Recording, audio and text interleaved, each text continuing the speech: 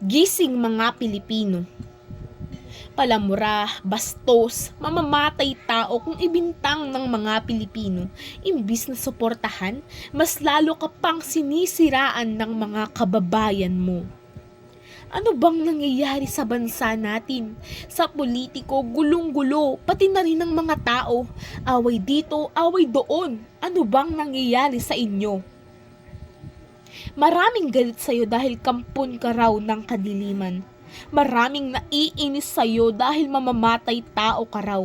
Ngunit sa totoo lang, isa kang matatag na pangulo. Hindi ikaw ang inaasahan namin mamuno, ngunit sa nakikita namin, karapat dapat ka nga. Hindi man kami sang-ayon sa mga utos mo, ngunit labis kaming nagpapasalamat sa kusa mong gawa.